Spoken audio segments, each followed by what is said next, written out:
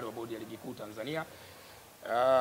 Tulikuwa na mkutano hapa awamu ya kwanza ambapo kocha mkuu wa klabu ya Yanga pamoja na nahodha wamezungumza nanyi wanahabari kuelekea mchezo huo, na kwa mujibu wa ratiba ambayo ilitumwa kwa klabu zote mbili na kwenu wanahabari, Simba Sports Club ambaye ni mgeni katika mchezo huu walipaswa kuwepo hapa saa 5:30 na kuanza mkutano, lakini tumefanya jitihada kadhaa.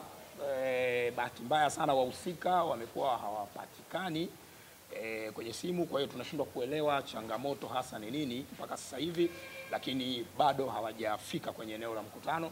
Na kwa sababu hili ni jambo la kikanuni, ni jambo ambalo lina ratiba, na baada ya hapa kuna ratiba ya matukio mengine kuelekea huo mchezo, hatuwezi kuendelea kuwepo hapa mpaka jioni, ndugu zangu wanahabari.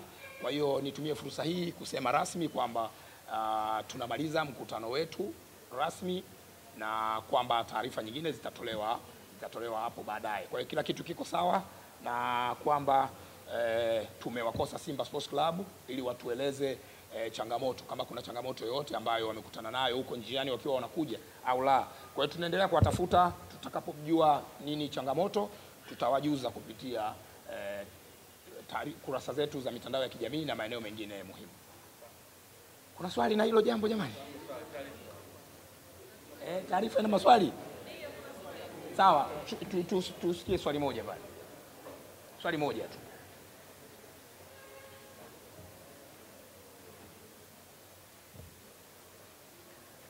Kiporo cha jana kinahusisha mazoezi. Kwa mujibu wa kanuni, klabu mgeni anaruhusiwa kufanya mazoezi kwenye uwanja wa mchezo angalau mara moja kabla ya siku ya mchezo. Siku ya mchezo ni kesho, na leo ni tarehe 24, na kanuni ile inasema kwamba ni muda ule wa mchezo, ambapo kwa mujibu wa ratiba yetu mchezo utafanyika saa 11 jioni. Kwa hiyo saa 11 jioni ya leo ndio muda wa kikanuni wa timu mgeni kufanya mazoezi kwenye uwanja wa Benjamin Mkapa. Lakini nimetumia neno wanaruhusiwa, halazimishi kwenda kufanya mazoezi. Baada ya hapa kuna kikao cha kitaalamu cha maandalizi ya mchezo.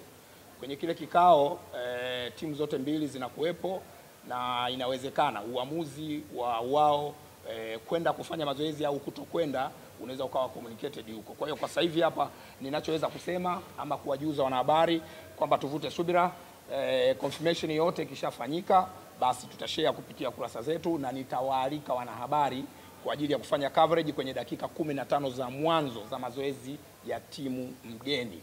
Hilo ni swali la kwanza.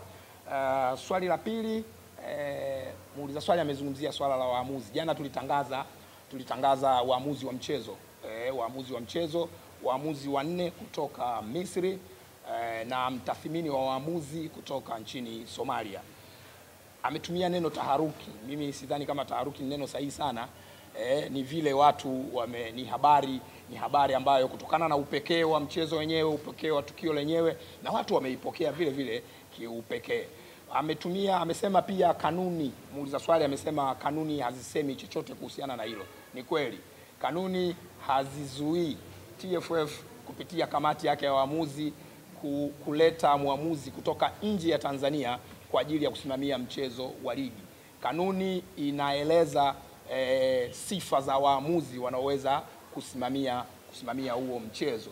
Kwa hiyo jambo pekee ambalo tunaweza tukalieleza sasa hivi ni kwamba kwenye kanuni ya 39 ibara ya kwanza inaeleza kuhusiana na waamuzi ambao wanakuwa wanateuliwa mwanzoni mwa msimu, idadi ya waamuzi ambao wanateuliwa mwanzoni mwa msimu kwa ajili ya kusimamia mchezo. Lakini kanuni hiyo ya 39 ibara ya 3 inaelezea sasa kitu kinaitwa waamuzi wa akiba, kwamba kamati ikiteua wale waamuzi wa msimu mzima inakuwa na jopo lingine la waamuzi ambao ni wa akiba, ambao wanaweza kutumika kwa dharura au pale inapohitajika. Kwa hiyo ni kanuni ya 39 ibara ya 3 ambayo inaelezea hilo jambo kwamba kutakuwa na waamuzi wa dharura. Hii orodha hii ya waamuzi haijawahi kutangazwa na TFF kupitia kamati yake, wala orodha ya waamuzi wa akiba haijawahi kutangazwa kupitia kamati ya waamuzi ya TFF. Wanayo wenyewe wanaitumia, manake waamuzi wenyewe wanajifahamu, wale ambao wameteuliwa kuchezesha ligi msimu huu wenyewe wanajifahamu, na kwamba sasa tunakwenda kwenye mchezo huu waamuzi wametajwa.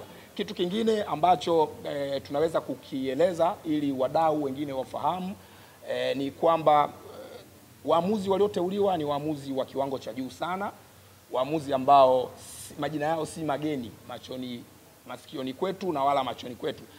Tumeshawahi kuwashuhudia wakisimamia michezo mikubwa